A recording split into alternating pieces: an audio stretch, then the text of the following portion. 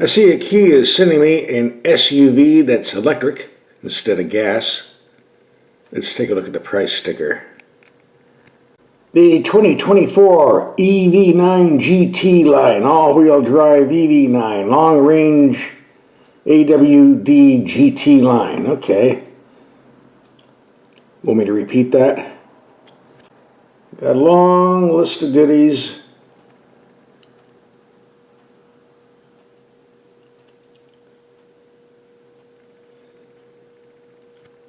And here's the price tag. And of course they're going to sock us with options. They're charging for paint again. Charging for floor mats. Why don't they charge us for the tires too? Charging for a cargo mat. Come on guys, at this price you should get it all standard, but they just have to add something. And here's the tab, almost up to 80 grand. I'm told there is a base model for around 58 grand. I'll have to look that up. Doesn't matter, we got this one here.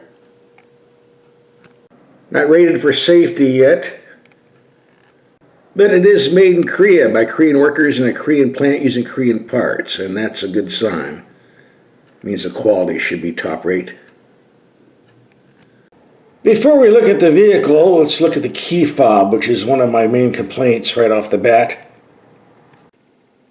It has 4 control buttons on one side, and another 4 on the other side. All solid chrome with some light etching. In the bright sunlight, it's almost impossible to read this. In the dark, it's definitely impossible to read this.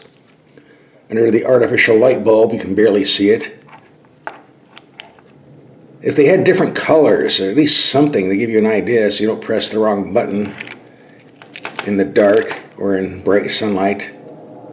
I do have some paint, lots and lots of paint to paint these, but Kia might get a little upset if I did that. I have to give it back the way I got it. I'm going to try some nail polish. And I got some right here, bright red. Alrighty, this isn't going to solve the problem, at least give me some reference in the dark.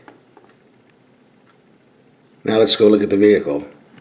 By the way, I looked up the price chart, compliments of Car and Driver magazine.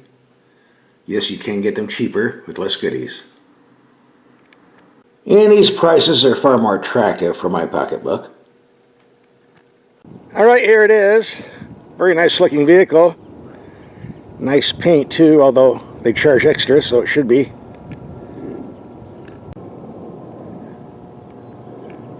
And the rear view. One of the first things we do to get a vehicle is to check and see if there's a spare tire. No, there isn't. It's electric. Who gives a spare tire with electric? Not many. Second thing we do is check and see what brand of tires they're giving. A lot of manufacturers are putting cheap garbage brands on to save money. This was made in Korea, so I never pronounce this right. Hankook, whatever. I think these are Korean tires. I'm not sure. Adequate brand. And we always take the headlights out in the dark side of the perform and do a night drive. We have 12 bulbs on each side. I think if my math is correct, that's a total of 24. We did a video night drive on this already, posted on YouTube. If you didn't watch that, we'll have a link for that at the end of this video. So you're getting 2 videos for the price of 1. You won't be missing anything. On some electric vehicles, you can raise the front hood. Some you can't. On this one, you can. The front trunk, called the frunk, and I call these the pizza warmer. These are some weird looking wheels, I'll say that, but I kind of like them. The base EV on this Kia runs 215 horsepower, has a range of 230 miles. This one here has a whopping 379 horsepower, which should hurl it to 0 to 60 in around 4.5 seconds. And has a listed range of 270 miles, although there is another battery pack that goes 304 miles. If I leave this in the charger forever, it does creep up to 310 miles on the indicator, but we'll take this out and see what the road range is soon enough. There are 2 things that will kill the range of an EV in a hurry. That's running the air conditioning in hot weather or the heater in cold weather. Fortunately, this is March, and where I'm at, we don't need the air conditioning or the heater. will not be using it during this test, so we should be getting the maximum range. Should be. We'll find out soon enough. Let's go inside, and there's a lot of room in here. And we do have 3-row seating. Right now the 3rd row seats are folded because I plan on putting a lot of gear back here. And the cabin is definitely modern looking, but a few things I didn't like right off the bat. I'll just cover those and get it out of the way. Number one, the materials used is in the plastics. I get it, it's a Kia, okay? It's also an 80 grand car, and I would expect some better materials, but then again, no worse than what we get in the typical Toyota or Honda, so I'm not going to complain too much. One gripe I have right off the bat, while the climate controls are very easy to use, they put them in the middle of the dash where it's kind of hard to reach when you're driving, and why would you do that when you have all this blank space over here? All this could have been moved over to the left, make it easier to control and operate, but this is where it is. And the official reason given to me was, well, the passenger needs to reach this too. No, they don't. Passenger doesn't need to be touching anything. Driver, me, needs to be touching these. They need to be moved over here, but they didn't, so you'll just have to use it the way it is, I guess. And up here we have the touch pads, operating info screen, and not too hard to use, but again, they could have moved it over to the left, and if something like this breaks, you got to replace the whole system. Very expensive, but that's the way it is on modern cars nowadays. I'm not going to pick on Kia for doing this. Got a nice jumbo-sized glove box. If you want to start the car, this little stalk here does that. Instant shifter, forward for drive, this for reverse, this for park. Takes some getting used to, but actually it works pretty nice. I like this. And here's what the info screen looks like when you put it in reverse.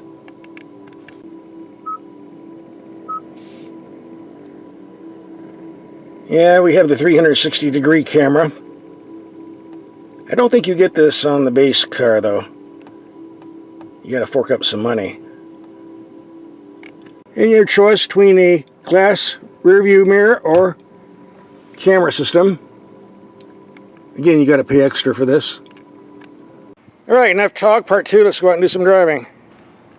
This is definitely a smooth riding vehicle. Got a lot of potholes here. Just glides right over them. Even with these big wheels and tires. That's impressive. Plenty of power. Whoa! Yeah, too much gravel here.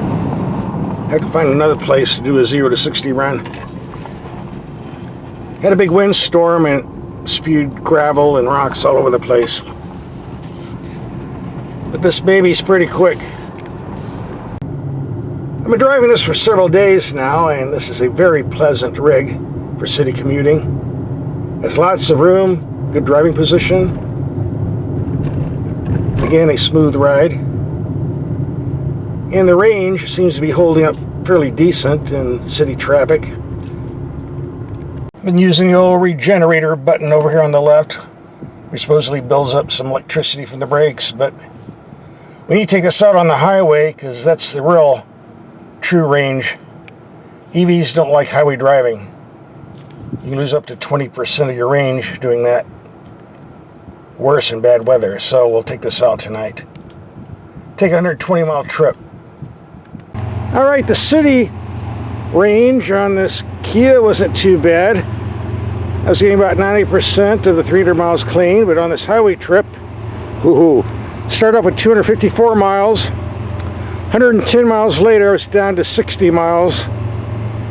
That's like 200 miles of range to go just over 100. And I was not running the heater, not running the air conditioner, not using any of that. It would have drained a lot more, so here I am out 10 o'clock in the morning praying the charger works. Took 5 chargers to find one to take my credit card. Last charger standing, could have been stuck out here all night, but that's not Kia's fault. It's just the way it is with public chargers.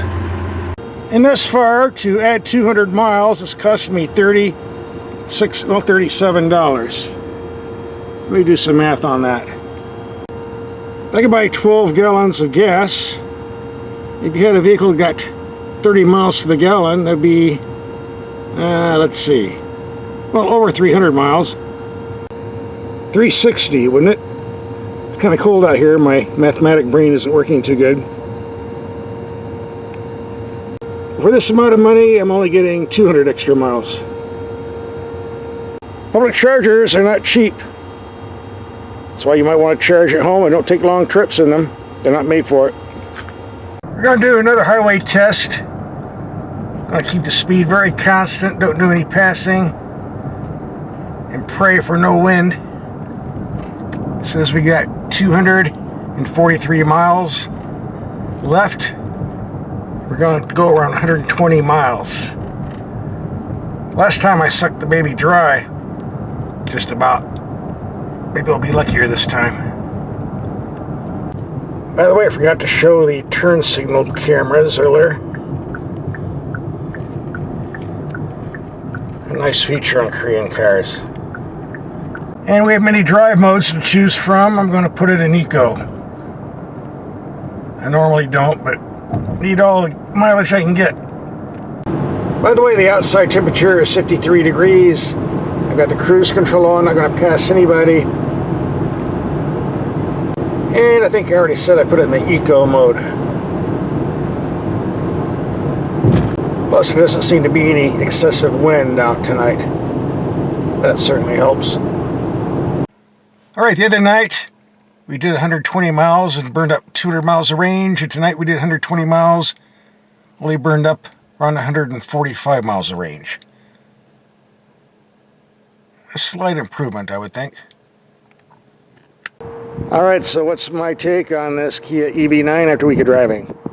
Compared to the other EVs I've driven, it's definitely one of the better ones. I'd give it at least a 9 out of 10.